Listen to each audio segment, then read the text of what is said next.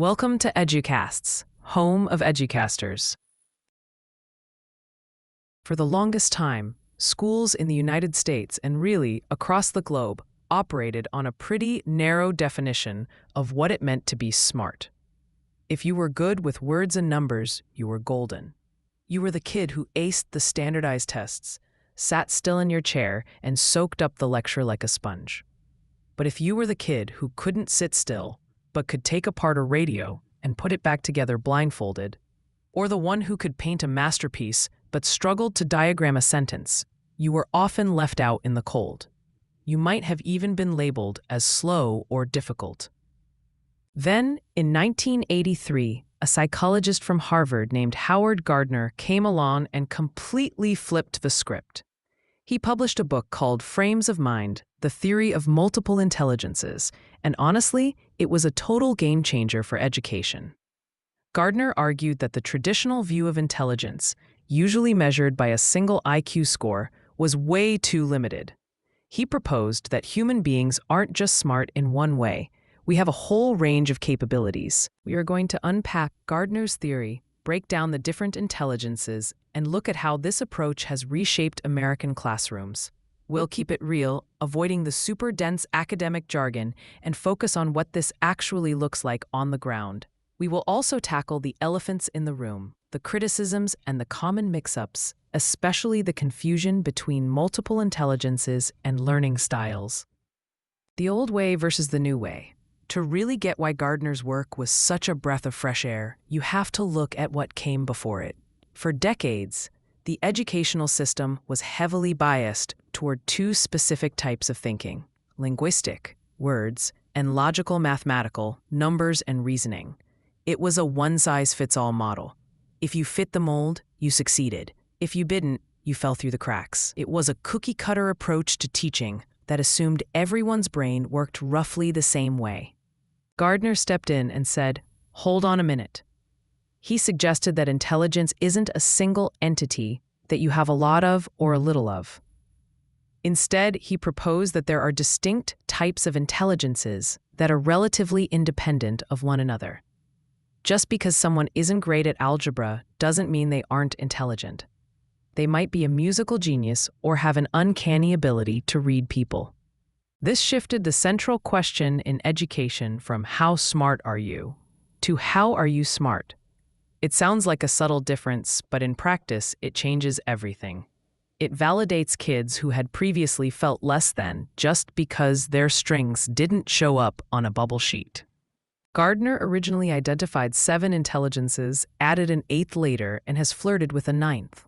Let's break them down, look at the profile of a student who is strong in each area, and see how teachers can tap into that potential. 1. Linguistic intelligence, word smart. These are the kids who love language. They enjoy reading, writing, telling stories, and playing word games like Scrabble or crossword puzzles.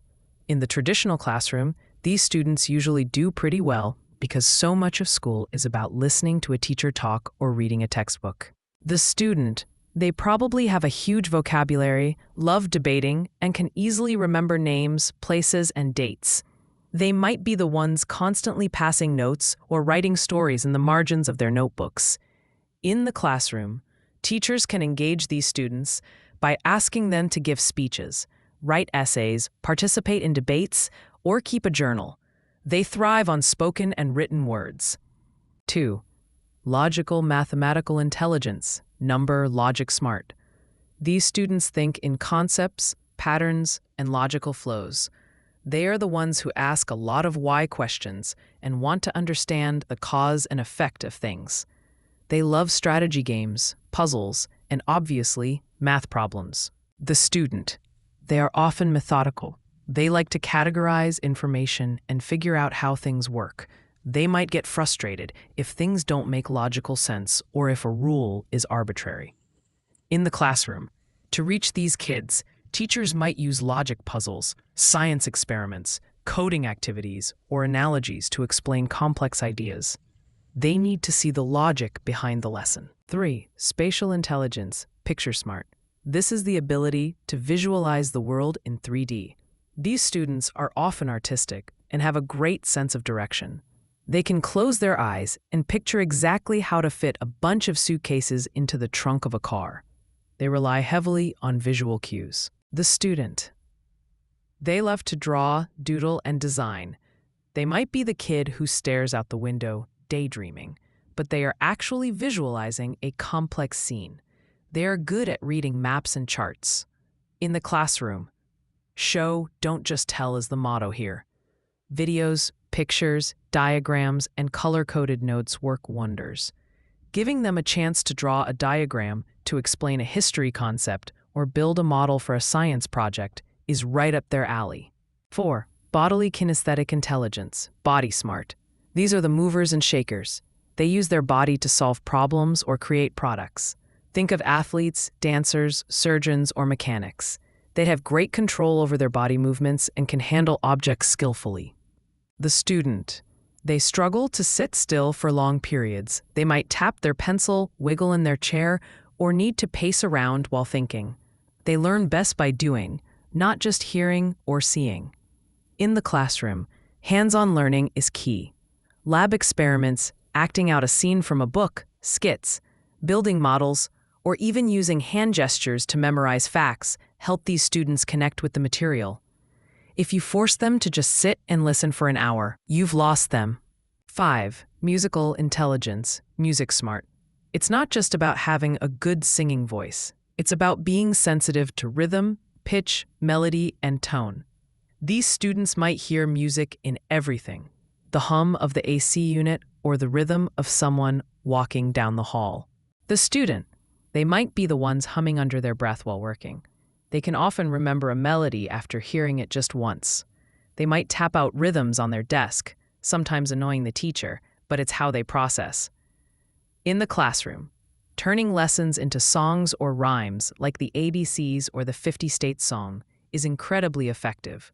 Allowing them to listen to music while studying can sometimes help them focus rather than distract them. 6. Interpersonal intelligence, people smart. These students are the social butterflies, but it goes deeper than that. They have an uncanny ability to understand and interact effectively with others. They can read moods, motivations, and feelings. They are natural leaders and peacemakers. The student. They have a lot of friends and are often the center of social circles. They hate working alone and thrive in groups. They are empathetic and can tell when a teacher is having a bad day before anyone else does. In the classroom, group work is their bread and butter. Collaborative projects, peer tutoring, and class discussions are where they shine.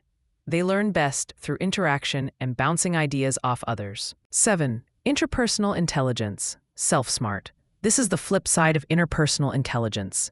These students have a deep understanding of themselves. They know their own strengths, weaknesses, desires, and fears.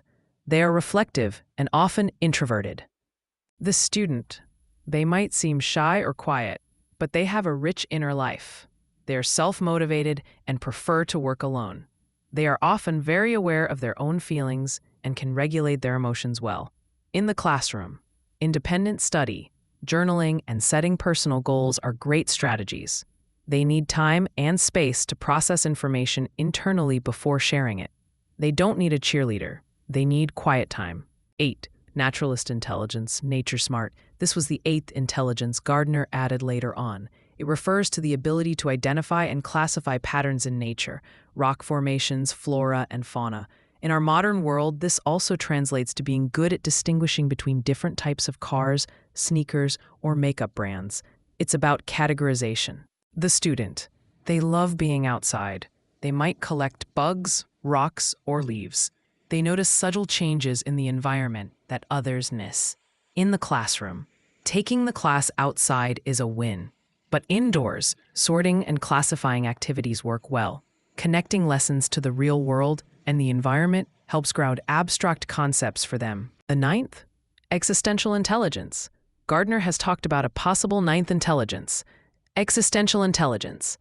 This is the ability to tackle deep questions about human existence, such as the meaning of life, why do we die, and how did we get here? It's the big picture thinking. While not always officially included in the main list, it represents the philosophers in the classroom. So, we have this list of intelligences. Great, but what does a teacher actually do with this information? You can't design 8 different lesson plans for every single day. That would lead to burnout in a week. However, Thoery has pushed teachers to diversify their teaching methods.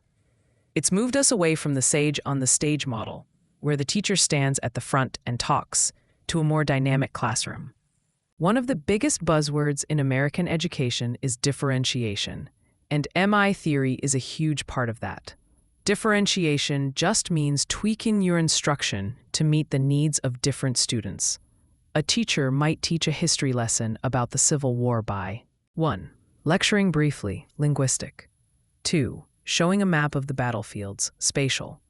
3. Playing a song from that era, musical. 4. Having students debate the reasons for the war, interpersonal linguistic. 5. Asking students to reflect on how a soldier might have felt, intrapersonal. By hitting different angles, the teacher casts a wider net, increasing the chances that every student finds a hook that makes the information stick.